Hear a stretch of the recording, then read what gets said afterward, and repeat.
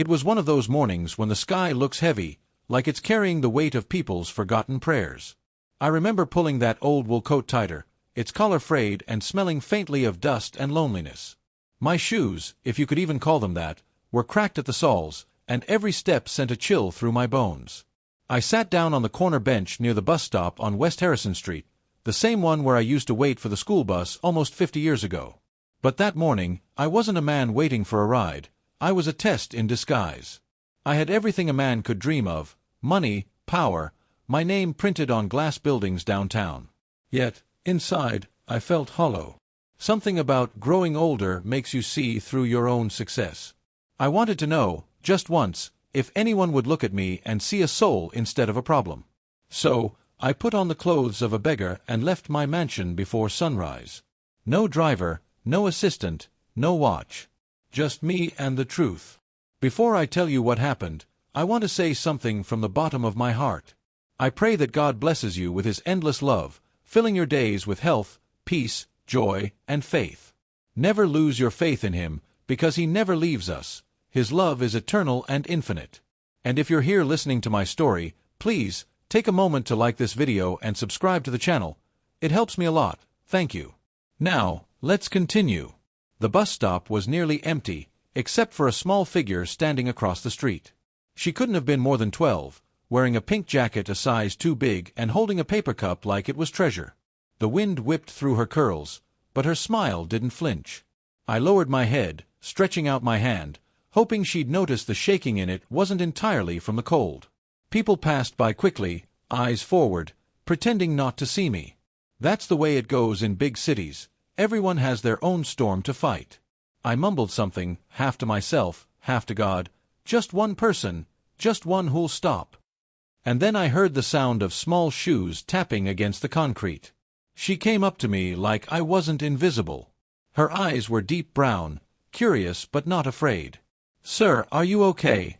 she asked softly. That question, so simple, felt like it cracked open a locked door inside me. I wanted to answer, but the words tangled in my throat. All I could manage was a nod. She reached into her backpack and pulled out a half-eaten sandwich wrapped in foil. "You can have this," she said, pushing it into my hands. I tried to protest, but she just shook her head. "My mom says when you give from what little you have, God gives you back double." That's when I noticed the bracelet on her wrist. It had the name, Gloria, spelled out in tiny wooden beads. That name, it hit me like a whisper from the past. Gloria. I hadn't heard it in years. My chest tightened as memories flickered like old film reels. Flour-dusted hands, a hymn playing on a scratchy radio, and a woman with tired eyes who used to pray over me when I was a hungry boy in South Side. I wondered if it was just coincidence, or if God was trying to remind me of something I'd long forgotten. "Gloria," I said softly, pretending to read the bracelet. "That's a beautiful name." The girl smiled proudly. "It's my mom's name. She runs the center down the street, the one with the blue door. We help people, you know. Food, clothes, prayers, stuff like that." My throat went dry. The center she mentioned, it used to be a church kitchen where I once ate my first hot meal. I remembered the exact smell of cinnamon and soap, the warmth that wrapped around me when I stepped inside that tiny sanctuary decades ago. That was where I promised I'd come back one day and help others, once I made something of myself. But I never did. She noticed my silence and said, "You can come with me if you want. We got hot chocolate today." Her enthusiasm cut through the cold like sunlight. For a moment, I almost forgot I was pretending. I followed her through cracked sidewalks lined with frozen leaves, wondering what this strange morning was leading me toward. The building wasn't fancy, just bricks and chipped paint, but laughter spilled from its doorway. Inside, the air smelled of cocoa and cornbread, and people were busy handing out blankets.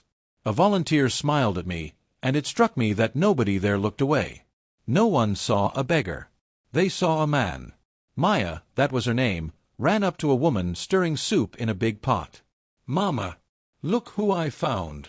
The woman turned, wiping her hands on her apron, and I froze. There she was, Gloria. Older, with streaks of gray in her hair, but those same kind eyes. She looked at me like she recognized something she couldn't quite place. I bowed my head quickly, afraid she'd see through the disguise. "Hello, sir," she said kindly. "You're welcome here. No one goes hungry in this place." Her words wrapped around me like a blanket I didn't deserve. As I sipped the cocoa Maya handed me, my eyes wandered to a poster on the wall. It was a funding notice, denied. The name at the bottom burned into me like a brand. My own foundation. My company had turned down their grant request just weeks ago. I could almost hear my assistant's voice. Low impact zone. Not profitable.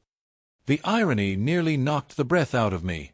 There I was, sitting in the very place my signature had indirectly hurt.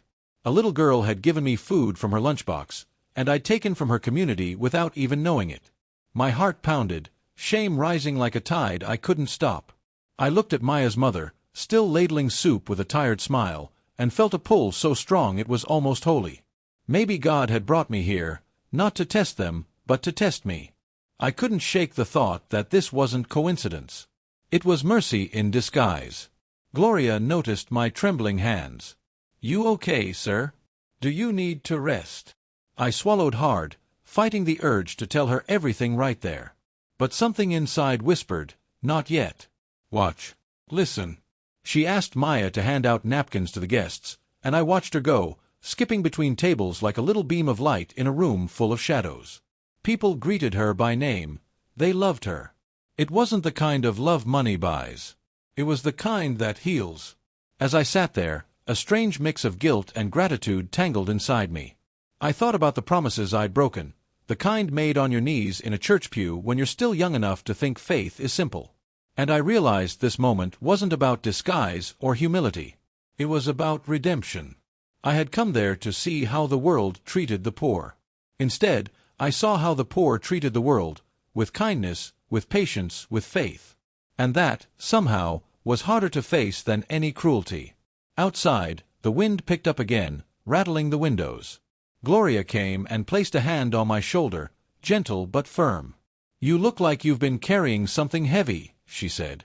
"Sometimes you gotta set it down and let God do the lifting." Her words cut through me. I wanted to tell her who I was, what I'd done. But I couldn't, not yet. I just nodded, whispering, maybe I will." And as Maya's laughter echoed from across the room, I knew that this meeting, this day, was going to change something much bigger than I'd planned. Something was stirring. Something divine. And I wasn't ready for what would happen next. I didn't sleep that night. Every time I closed my eyes, I saw Maya's bracelet shining like a small sun against her brown skin, the name Gloria echoing inside my head. I kept thinking about that poster on the wall, stamped with my foundation's cold rejection. I had built an empire meant to change lives, but now I wasn't sure whose lives it had truly changed. Lying awake in that cheap motel room on the outskirts of town, I felt smaller than I'd ever felt before. My reflection in the cracked mirror looked unfamiliar. More human, more tired, but maybe more real. I whispered, "What have I done with all this time you gave me, Lord?" But silence was the only answer. The next morning, I walked back toward the center, carrying 2 cups of coffee. I wasn't sure why. Maybe I wanted to see them again. Maybe I wanted forgiveness. The neighborhood was alive even in the cold. Men shoveling driveways, women chatting on porches, laughter cutting through the frost. It felt like a different world than the marble floors I was used to. When I arrived, I found Gloria sweeping the front steps. "Well, look who's back," she said with a smile that made me forget my disguise for a second. I handed her a cup. "Peace offering," I said. She laughed softly. "You didn't have to do that, sir." But she took it anyway, cupping it like something precious. Maya came running out soon after, her braids bouncing. "I told you he'd come back, Mama," she said proudly. That simple joy in her voice hit me harder than any boardroom betrayal ever had. I'd spent decades chasing deals that never brought half that warmth. They invited me inside again, and I followed, feeling like a guest in a sacred place. The volunteers were busy preparing boxes of canned food. I noticed how carefully they counted every item, as if each one mattered, and it did. I asked Gloria quietly, "How do you keep this place running?" She smiled, though I saw a flicker of fatigue in her eyes. "By God's grace," she said, "and by people who care enough to give. Though lately, things have been tough." She hesitated, her hands tightening around a ladle. "We were counting on that foundation money, you know? But they said we weren't the right kind of impact." The words felt like a knife sliding into me. I forced a nod, pretending not to know what she meant, while my heart pounded against my ribs. I wanted to tell her the truth, but I didn't want to crush that light in her eyes. "Not yet." Maya tugged on my sleeve, holding out a folded piece of paper. "I made this for you," she said shyly. It was a drawing, me, sitting on the bench, and her handing me a sandwich. Above us, she'd written in crooked letters, "Be kind, because God is watching." My throat closed up. "That's beautiful, sweetheart," I whispered. She smiled. "Mama says kindness is like planting seeds. Even if you don't see the garden, God does." That sentence, it lingered. It felt like she was speaking directly to my soul. I helped them carry boxes for the next hour, feeling strangely at peace. For once, I wasn't Mr. Caldwell, the billionaire. I was just a man lifting bags, laughing with strangers, listening to gospel music on an old radio. And it felt right. But peace has a way of breaking when truth knocks on the door. Around noon, a young man in a suit arrived, holding a clipboard.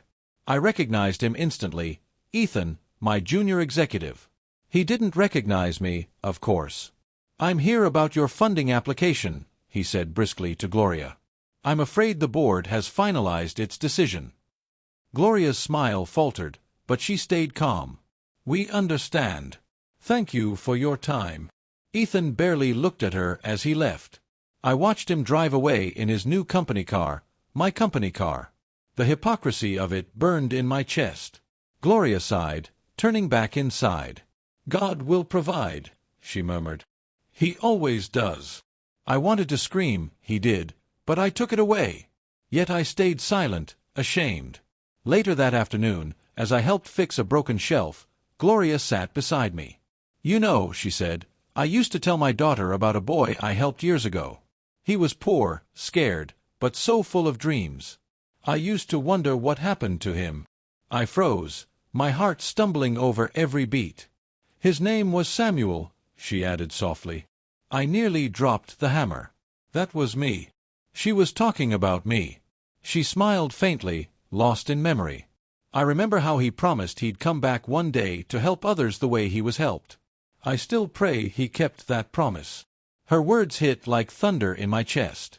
I wanted to tell her that I hadn't, that I'd let greed and pride drown that promise long ago. But the look in her eyes stopped me. There was so much hope there, I couldn't bear to break it. Maya came running in again, holding a worn Bible. "Mama, can we read Psalm 23 tonight?" she asked. Gloria nodded. "Always." The child's faith felt so pure, so effortless, it made me ache.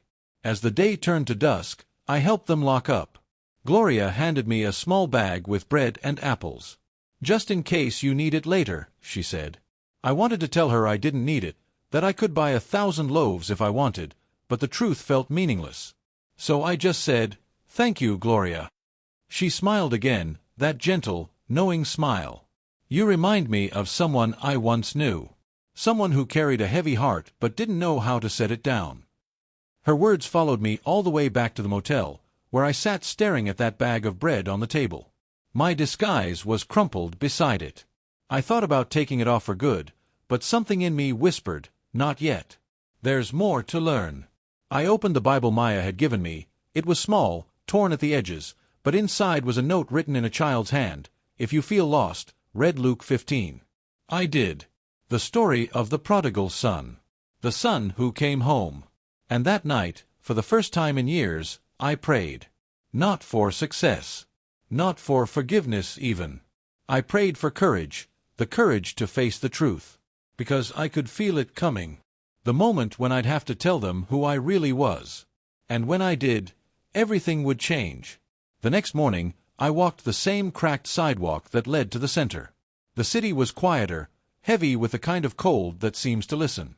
Every window I passed reflected pieces of the man I used to be, polished, proud, blind. But beneath the worn cap and tattered coat, I felt something shifting. When I reached the blue-doored building, Maya was outside chalking hearts on the pavement. Her laughter rose through the air like music. "You came back again," she shouted, waving. I smiled.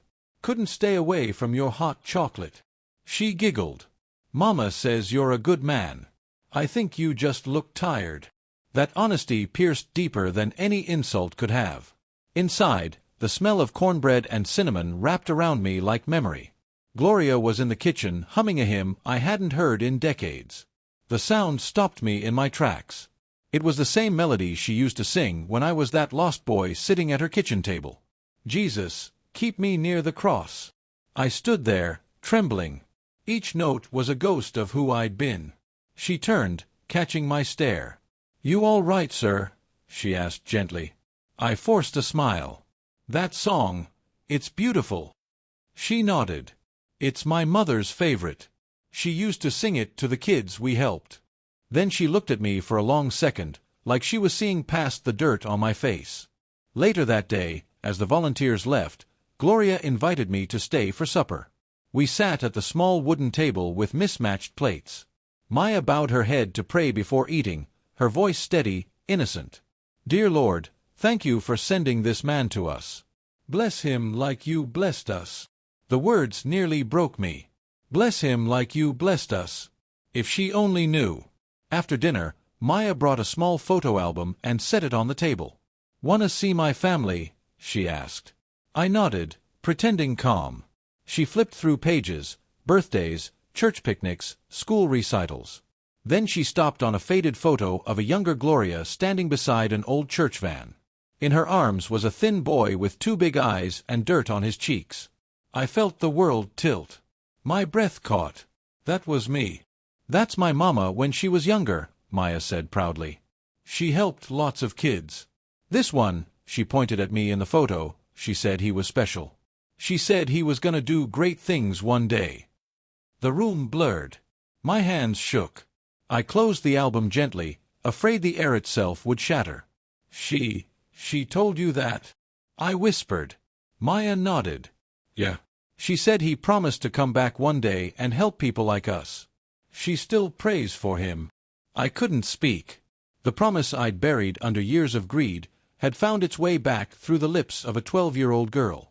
It wasn't coincidence. It was mercy, chasing me down. Gloria watched me quietly. "You look pale, Samuel," she said. The name struck like lightning. I hadn't told her my name. I hadn't told anyone. "How did you?" I began, but she smiled softly. "I knew it the first day. A mother never forgets the face of a child she's prayed for."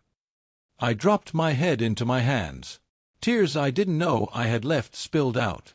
"Why didn't you say anything?" I asked. She reached across the table, resting her weathered hand over mine. "Because sometimes, people need to find their way back on their own. God doesn't force the door open. He waits for you to knock." Her grace undid me. All those years of pretending to be righteous, of signing checks instead of showing up, I felt the weight of them crumble. "I broke my promise," I said hoarsely. "I never came back. I got rich and forgot where I came from." She shook her head. "You came back, didn't you?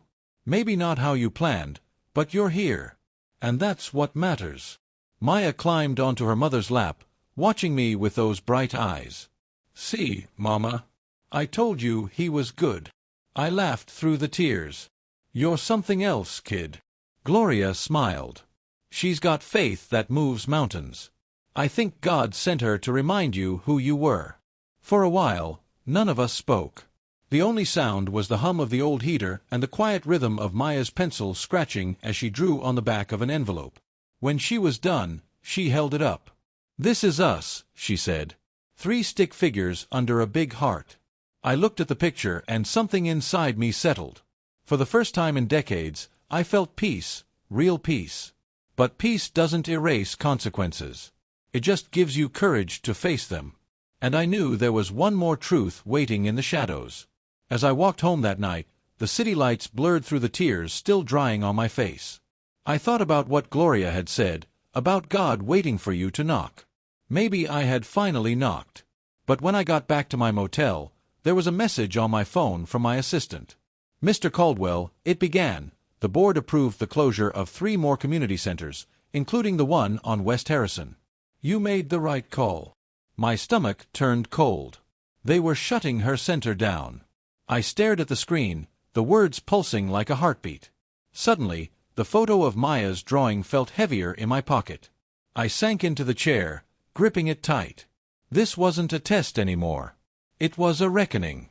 And I knew what I had to do next. The night after I got that message, I couldn't breathe. I sat on the edge of that sagging motel bed, the phone still glowing on the table. Outside, rain tapped against the window like quiet knocking, steady, patient, almost holy. I turned off the light, closed my eyes, and before I knew it, I was back there. The year was 1974. Chicago was colder then, at least it felt that way when you were a hungry kid in torn shoes. My mother had fallen sick that winter. The medicine we couldn't afford sat behind a pharmacy window that might as well have been a fortress. I remember her coughing, whispering, "God will provide," and I wanted to believe her. I was 9. Old enough to understand hunger, too young to hide it. I'd roam the streets, looking for warmth in places that didn't want me. Shopkeepers shooed me away. Strangers crossed to the other side. Every night I'd crawl into the corner of an abandoned church porch, pressing my face against my knees to keep the wind from cutting through my skin. That's where she found me. Gloria. Back then, she was just a woman with a red scarf and a voice full of kindness. She knelt beside me, her breath visible in the cold. "Sweetheart, what are you doing out here?" she asked. I didn't answer. I was afraid she'd call the police. But she just opened her arms and said softly, "You can come inside. There's warmth and food." Something in her voice felt safe, like a lullaby. I followed her inside that small church kitchen where steam rose from a pot of soup. The smell, beans, onions, something savory, made my knees weak.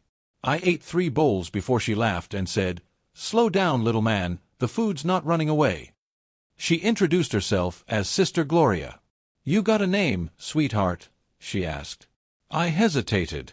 "Samuel," I said finally, though it came out like a secret. She smiled. "Samuel. That means, God has heard. Maybe he sent you here so I could help." That night, she gave me a blanket and a cot in the back room. I remember her humming as she washed the dishes. That same hymn she still hums to this day. "Jesus, keep me near the cross." The melody wrapped around me like a prayer. Days turned into weeks. Gloria taught me how to read using an old Bible with missing pages. "Words are seeds, Samuel," she used to say. "Plant the right ones, and your life will bloom."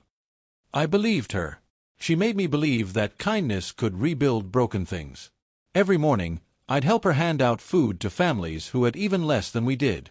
I watched her treat each person like they mattered, like their stories weren't stains but chapters still being written. That kind of love leaves a mark you can't erase. One afternoon, I asked her why she helped people like me. She smiled, stirring the soup. "Because when I was little, someone did the same for me. That's how God keeps his promises, through people." I wanted to be one of those people. I told her, "Someday, when I grow up, I'm going to build a big house for kids like me. No one will ever go hungry again." She laughed gently. "Then promise me you'll never forget this feeling, Samuel. Not the pain, not the hunger, but the hope that got you through it." I promised. And I meant it. But time is a thief dressed in opportunity. Years later, when success came knocking, I opened the door and let it in. I built that big house I dreamed of, but only for myself. And somewhere along the way, the echo of that promise faded behind the sound of deals, money, and applause. The last time I saw her before today was the day she hugged me goodbye. I was 16, restless, convinced the world owed me more. "Be good, Samuel," she said, pressing a small cross into my hand. "And remember, if God lifts you high, it's only so you can lift others." I kept that cross for a while. Then one day, I lost it, just like I lost the boy who carried it.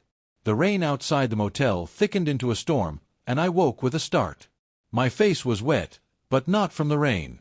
The years between that church kitchen and this lonely room felt like a chasm I'd built myself. I reached into my coat pocket and pulled out Maya's drawing. The 3 stick figures under a heart. It looked like the promise I'd broken had been drawn again by a child's faith. That's when I knew what I had to do.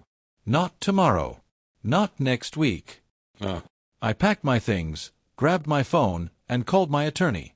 Paul, I said, get ready to meet me at the West Harrison Community Center in the morning. Bring the papers for the trust fund and my will. He paused, confused.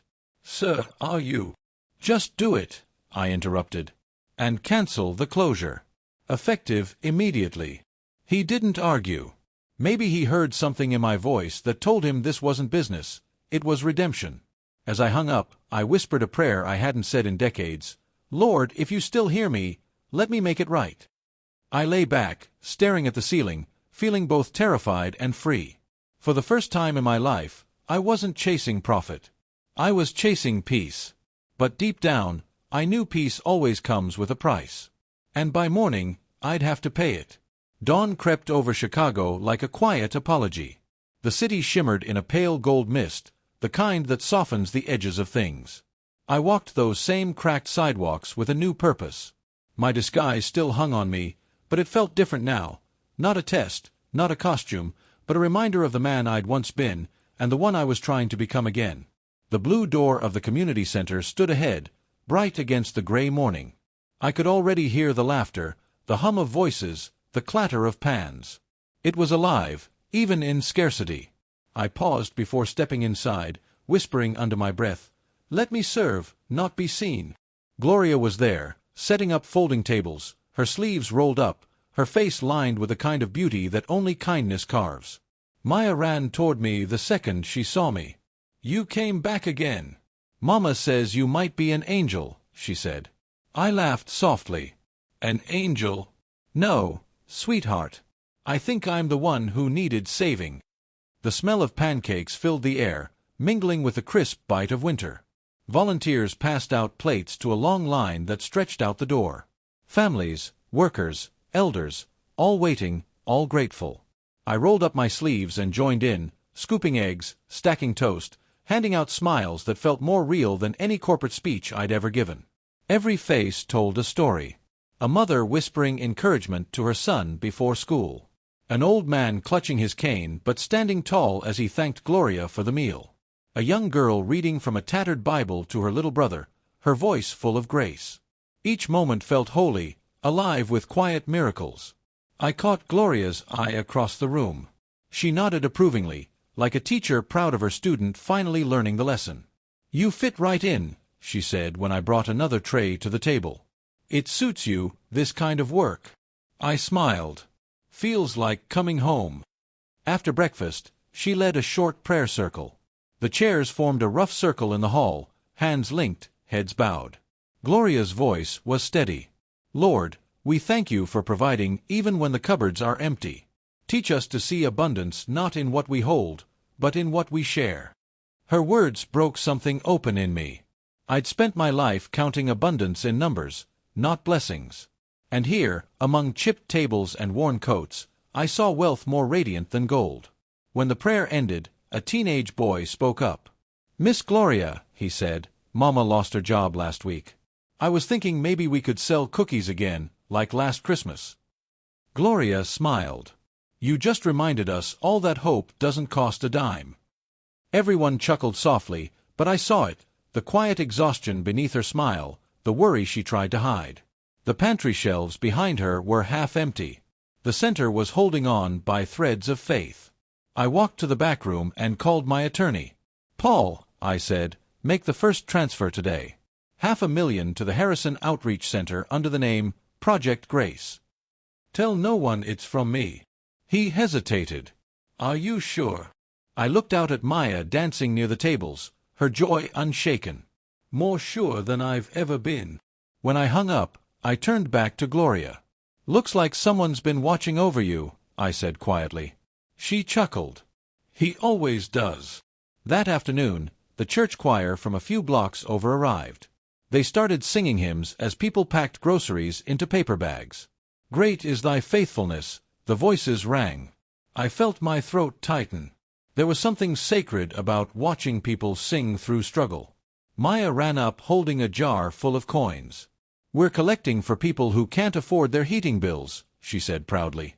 I dropped a folded bill inside and whispered, "That's for someone who needs it." She smiled. Everybody needs something. The light through the stained glass caught her hair just then, making her look like she was shining from within. I realized that faith, real faith, wasn't about comfort or certainty. It was about showing up, even when you have nothing left to give. Later, when the last visitor left, Gloria and I sat alone in the quiet hall. You ever wonder why God sends certain people back into your life? I asked. She looked at me for a long moment. No, she said simply. I just thank Him when they come. I told her about the call I'd made, the donation, the cancelled closure. Her eyes welled up, and she pressed her hand to her heart. Samuel, she whispered, you have no idea what this means to us. I shook my head. It's not from me. It's from the boy you believed in. He finally kept his promise. She laughed through tears. Then maybe God was just waiting for the right time. We sat there in silence for a while, the sound of the city faint in the distance. The air felt lighter, charged with something holy. Before I left, Maya tugged at my sleeve again. Come tomorrow, okay? We're painting the new sign. I smiled. I wouldn't miss it for the world. As I stepped out into the cold evening, I realized that my entire life had been built on numbers that didn't matter. Wealth wasn't in the bank. It was right there in that blue door building, in the laughter of a child, in a meal shared with strangers, in a woman's unshakable faith. And for the first time, I felt rich.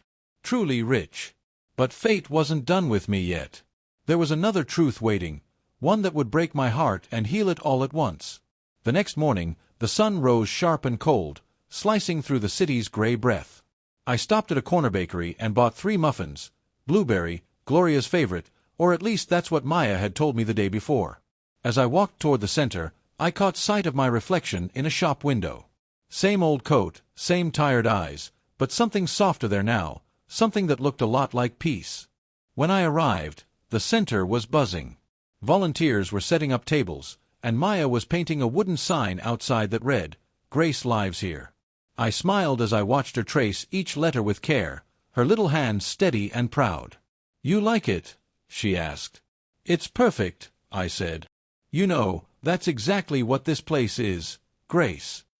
Inside, Gloria was sitting at her desk, a small pile of papers spread before her. Her smile was slower today, touched with worry. Morning, Samuel, she greeted. You came early.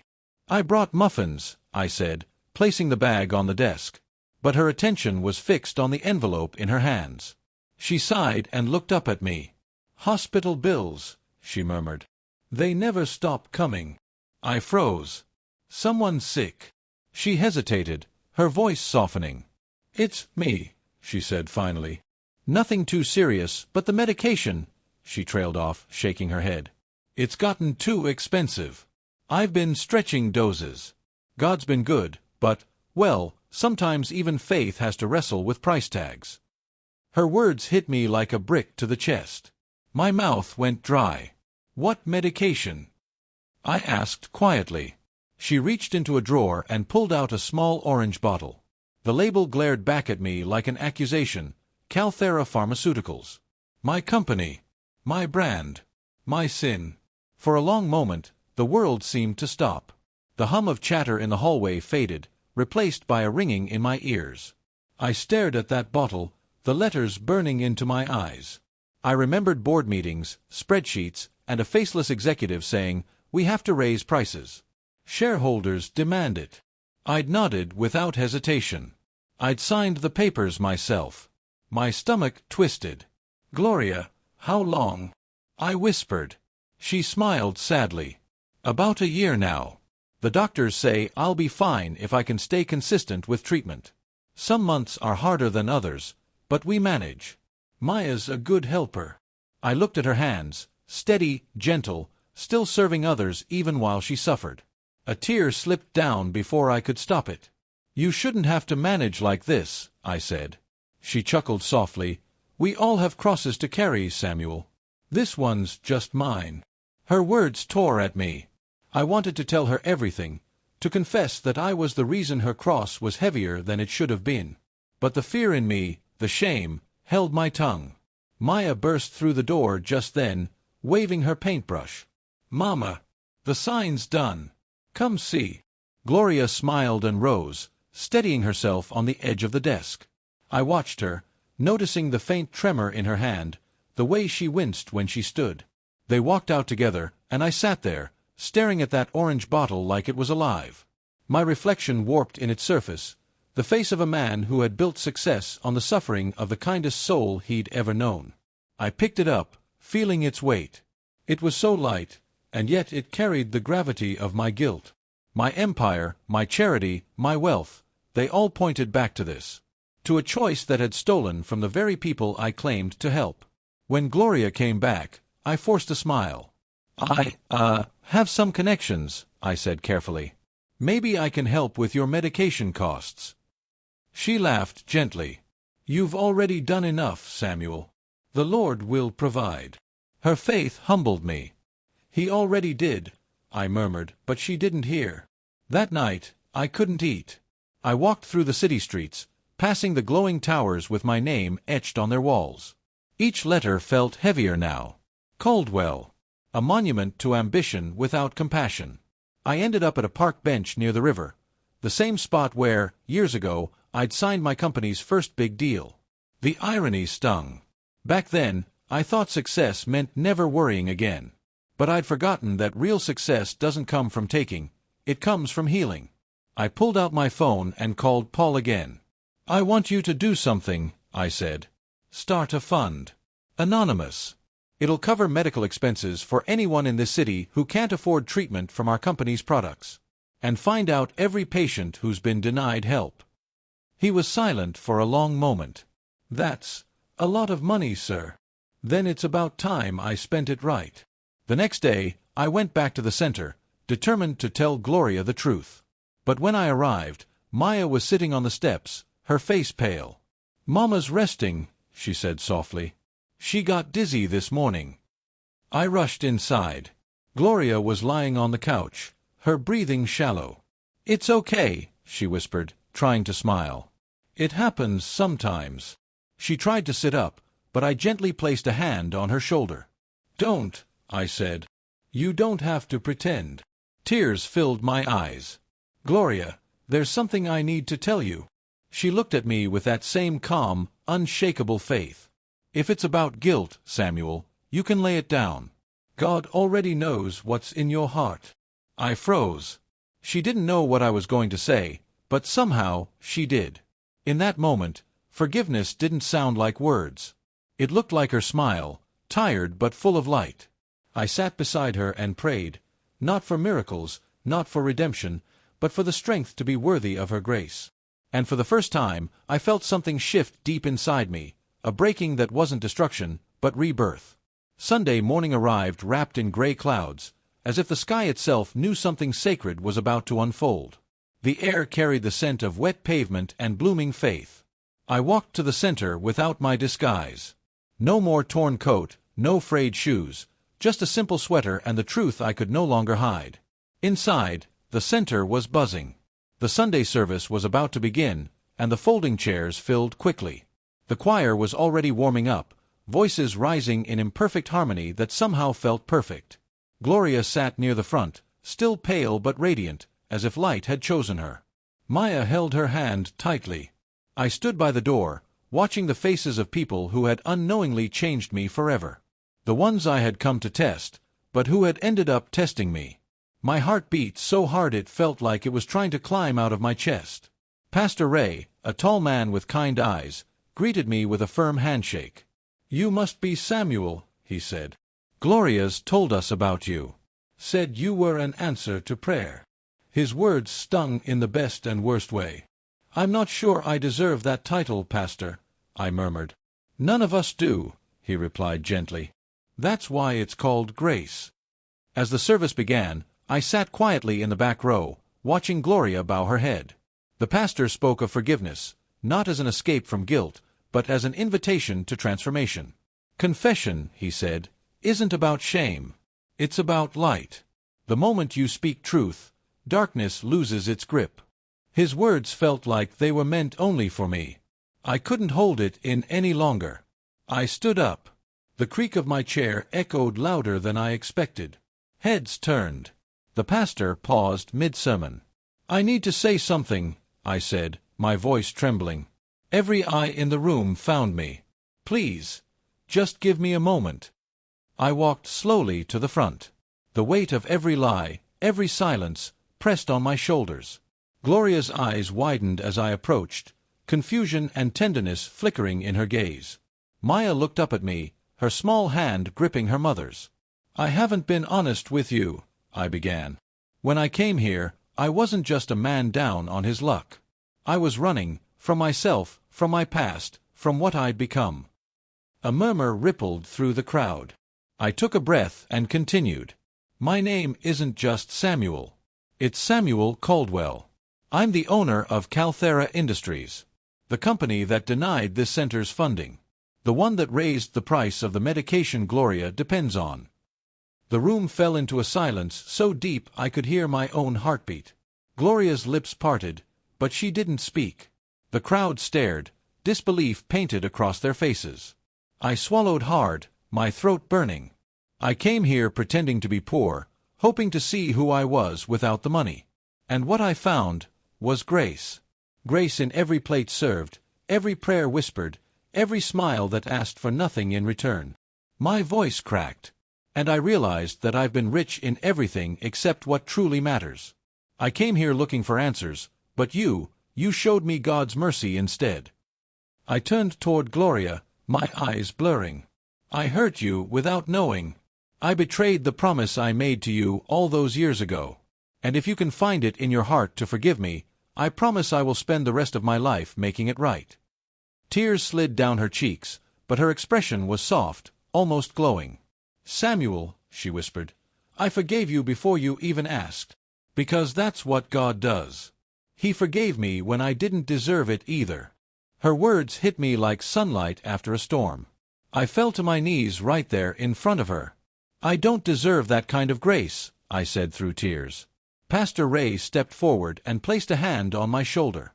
"None of us do, son," he said quietly. "But that's the beauty of it. God's mercy isn't earned, it's received."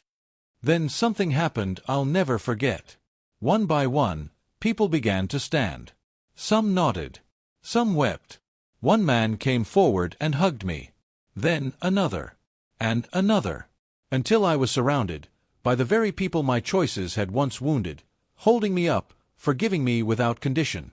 Maya slipped through the crowd and wrapped her arms around my neck. "I told you you were good," she whispered. I laughed through the tears. "I'm trying to be," I said. "I really am." When I stood, Gloria handed me something small. It was a wooden cross, old, worn, familiar. My breath caught. "You kept it?" I asked. She smiled. "No," she said softly. "You dropped it on your last day here. I always knew you'd come back for it." I closed my fingers around it, the edges pressing into my palm. "I'm home," I whispered. The choir began to sing again, softly at first, then louder. Amazing grace, how sweet the sound. The voices filled the room, wrapping us in something larger than forgiveness. It felt like rebirth. When the last note faded, I turned to Pastor Ray. "I have something else to do," I said. "Something official." He nodded. "Go on." I reached into my coat and pulled out an envelope. "This," I said, "is a legal transfer. Effective immediately, this building, this ministry, and all its debts are now fully funded, permanently. And it doesn't stop here. There will be clinics, scholarships, and shelters, under one name only, Grace." Gasps spread through the room. Gloria covered her mouth, sobbing quietly. I looked around at the faces, stunned, joyful, tear-streaked, and felt peace like I'd never known. That day, I didn't just change a will. I changed the way I would live. But I didn't know that one final miracle was still waiting, one that would test everything I'd just promised. The days that followed my confession felt like walking inside a sunrise. Everywhere I looked, there was color again. The air tasted cleaner, the city kinder. People at the center greeted me not as a stranger, but as one of them. For the first time, I belonged to something that wasn't made of concrete or glass, but of love. Gloria's health had begun to improve, thanks to the fund I'd set up. Her medicine was being delivered regularly now, no skipped doses, no hesitation at the pharmacy counter. Maya started calling me Mr. Samuel Grace, and though it made me laugh, deep down, it humbled me beyond words. One afternoon, the three of us sat outside under the weak winter sun, sipping cocoa and watching children play. Gloria's laughter filled the air like a hymn. "You've changed so much," she said softly. "I can see the boy you used to be again." I smiled, feeling a quiet peace. Maybe God was just waiting for me to stop running. But peace, I've learned, is rarely the end of the story. Sometimes it's the calm before the truth decides to knock one last time. That knock came a few days later. I was in my office, back at headquarters for the first time since everything began. My name still gleamed across the glass wall, but it didn't feel like mine anymore. Paul, my attorney, walked in holding a thick folder. His expression was unreadable. "There's something you should see," he said, setting it on my desk. Inside were case files, old ones, patient claims, settlements, lawsuits. The kind of paperwork I'd signed without reading back when profit was the only language I understood. "Why are you showing me this?" I asked. Paul hesitated. "Because one of these files connects directly to Gloria Hayes." My chest tightened. "What do you mean?" He slid a page across the desk. It was dated 6 years ago. My eyes scanned the lines until they froze on a single name, Michael Hayes. "Her husband," Paul said quietly. "He worked for one of your distribution plants. There was a safety recall on the asthma inhalers that year. Faulty canisters. A batch went out before the recall took effect. He was one of the first reported fatalities." The words blurred on the page. My pulse roared in my ears. "No," I whispered. "No, that can't be." Paul looked down. "It's in the records, Samuel. Your signature approved the shipment." I sat back, the room spinning. The memory flashed, the boardroom, the urgency to meet quarterly goals, the voice of a supervisor insisting the batch was fine. I'd waved the papers through, thinking only of deadlines. "And because of that, Gloria lost her husband."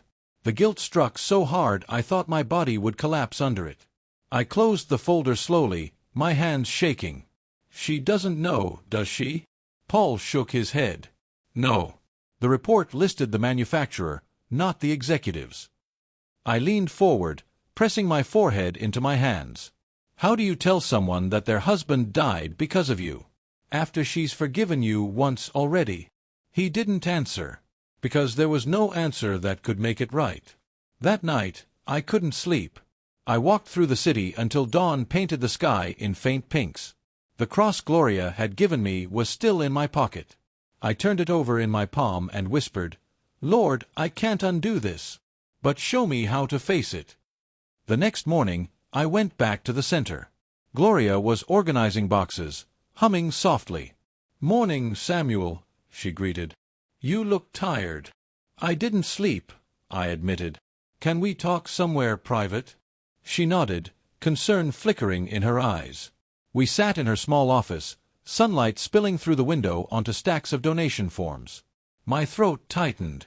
I felt like I was standing at the edge of something too heavy to survive. "There's something I need to tell you," I began, my voice trembling. "It's about Michael." She froze. The air seemed to hold its breath. I told her everything. Every word came out like a confession carved in stone. The shipment, the faulty inhalers, the signatures, the lies I'd believed. When I finished, the room fell into silence so deep it hurt. Gloria's hands trembled. She didn't cry, not at first. She just stared at me, her eyes searching for the truth inside my face. "You're saying," she whispered, "that you were the one who signed off on the batch that killed my husband?" I nodded, barely able to breathe. "Yes." "And I would give everything, every cent, every building, to take it back." I didn't know, but ignorance doesn't make it right. "I'm so sorry, Gloria. I'm so sorry." Her shoulders shook as the tears finally came. I wanted to reach for her, but I didn't. I didn't deserve to. Minutes passed, maybe hours. Finally, she spoke, her voice hoarse. "For years, I asked God why. Why would he take a man like Michael and leave me with the ache? I thought maybe there wasn't a reason. Maybe it was just loss. But now, she looked at me, her eyes shining through tears. Now I see it. God doesn't waste pain. He turns it into purpose. I shook my head, stunned. How can you say that? I took so much from you. She smiled weakly. And yet, through you, He gave me back everything that truly matters. This center, these children, the hope that never dies. Maybe the boy I once helped had to get lost so he could come back and save others, including me. I couldn't hold back anymore. I knelt beside her chair, crying like a child. She placed her hand on my head and whispered, I forgive you, Samuel. For Michael, for everything. Because God forgave me first. The air in that little room felt alive, holy, like the very breath of mercy itself. When I looked up, she was smiling through her tears. Now go, she said softly. Do what Michael would have done. Use your power to heal, not harm. I nodded, unable to speak. That afternoon, I called an emergency press conference. Cameras flashed, reporters leaned forward, pens ready. I stepped up to the podium, my voice steady but raw. My name is Samuel Caldwell, I began. And I've come to tell you the truth. I confessed it all, the mistakes, the greed, the lives affected. Then I announced a new foundation in Michael Hayes' name, dedicated to patient safety, free medicine for low-income families, and transparent accountability in every division of my company. By the time I finished, the room was silent. Some faces were shocked, some angry, but one thing was certain, I had finally done the right thing. That night, I went back to the blue door. Gloria was waiting, Maya asleep in her lap. He'd be proud of you, she whispered. Not for the money, but for the courage. I sat beside her, the streetlights flickering above us. For the first time in my life, I wasn't haunted by my past. I was guided by it. And as the snow began to fall, softly, quietly, it felt like grace itself was covering everything. Every sin, every scar, every loss, with something pure and eternal. Winter thawed slowly that year, like the world itself was forgiving. The snow melted into small rivers that carried away the gray of the city, leaving behind the soft green of beginning again. Every morning, I woke before the sun, no longer out of anxiety, but gratitude. Each dawn felt like an answered prayer. I'd moved into a modest apartment near the center, a far cry from the mansion I once called home. The marble floors and chandeliers were gone, replaced by creaking wood, sunlight through old curtains, and the quiet joy of living simply. I'd traded stock reports for morning coffee shared with Gloria and Maya, laughter echoing over chipped mugs. Gloria's health grew stronger each day. Her color returned, her voice regained its warmth. Sometimes, when the light caught her just right, she looked 20 years younger. God's been good, she'd say. And I'd nod, knowing I was looking at living proof. Meanwhile, the world outside was changing too. The Michael Hayes Foundation had become more than an announcement. It was a movement. Clinics were being built in neighborhoods I'd once ignored.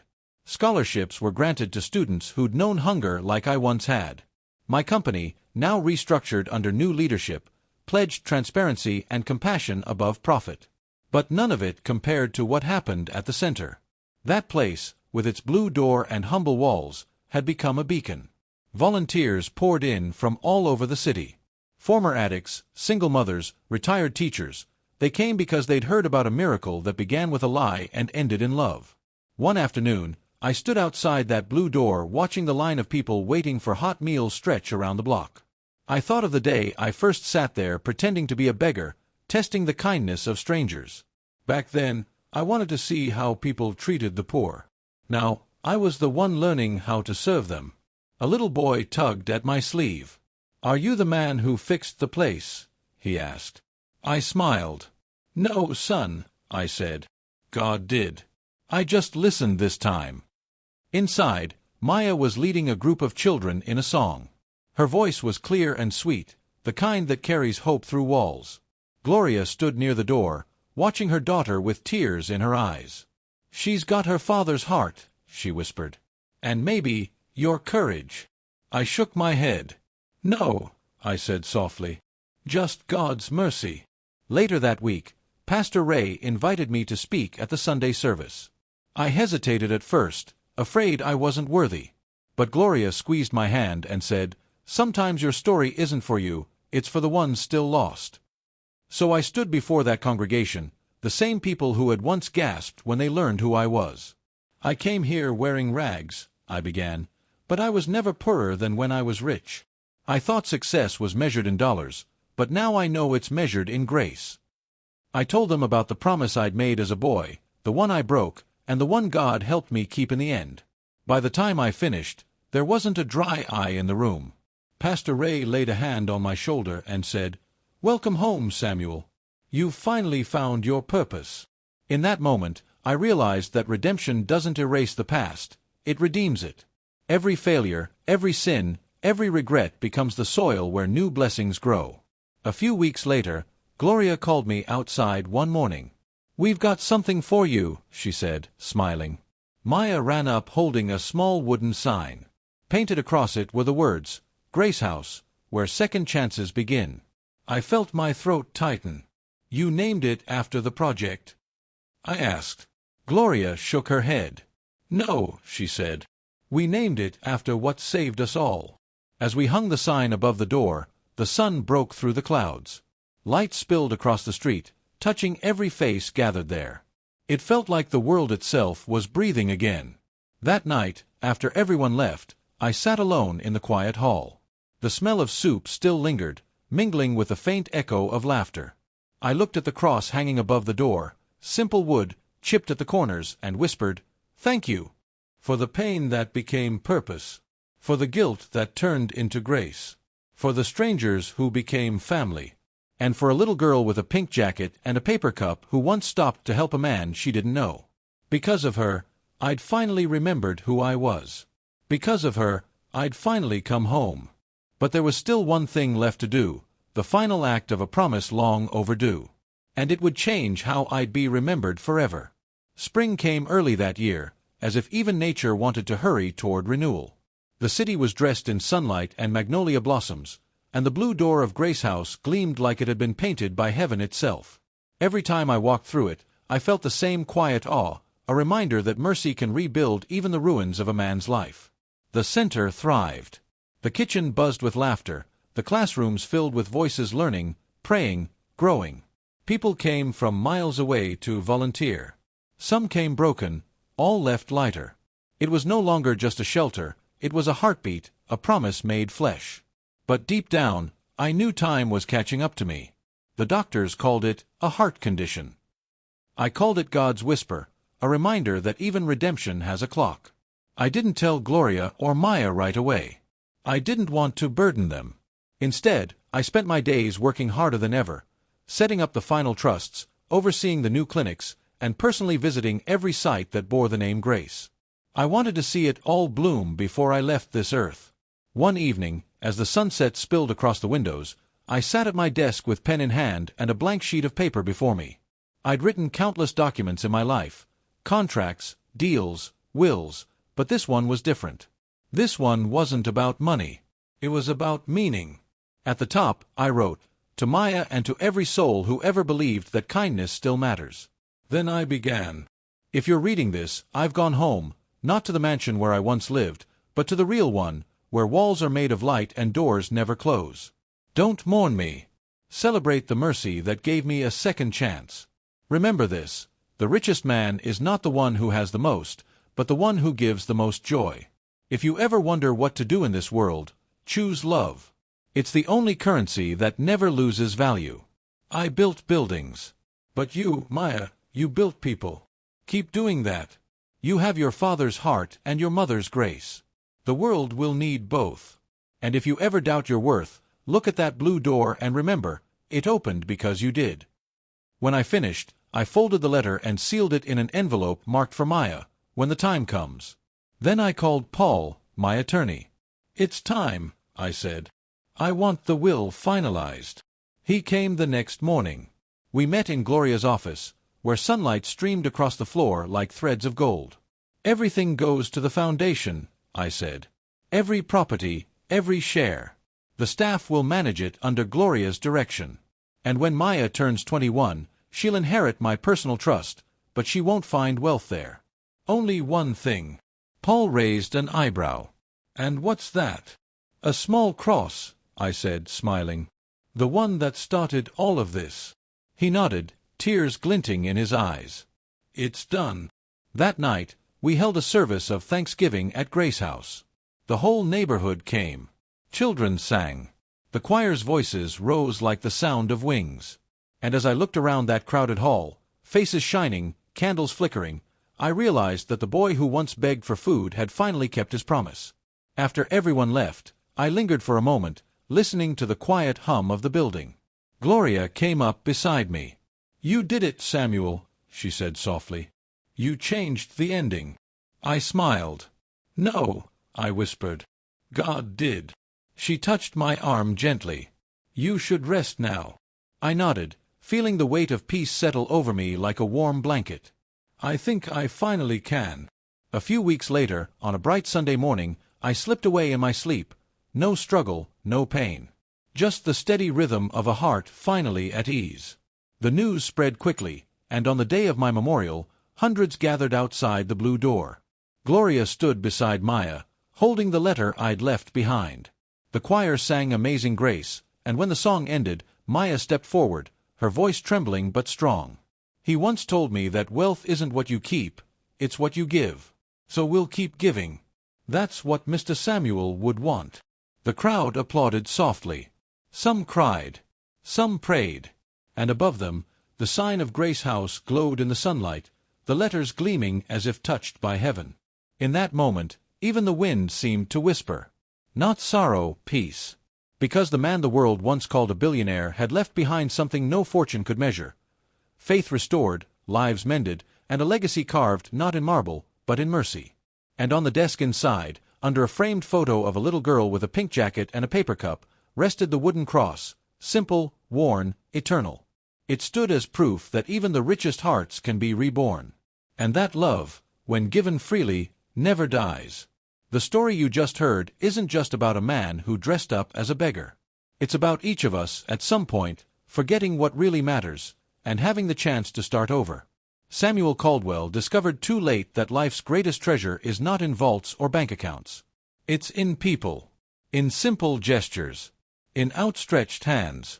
In the faith that insists on flourishing even when the ground seems dry. And perhaps, deep down, this story is about you too. How many old promises have you left unfulfilled? How many times has God tried to remind you who you are, and you pretended not to hear? The truth is, we all have a grace house to build, a place, physical or spiritual, where our pain transforms into purpose. Forgiveness, when genuine, does not erase the past. But He redeems it, rewrites it, sanctifies it. Samuel departed in peace because he chose the most difficult path, the path of truth. And it was on that narrow road that he found the love that money could never buy. Now, tell me, have you ever felt something similar? Have you ever needed to forgive someone, or yourself, in order to move on?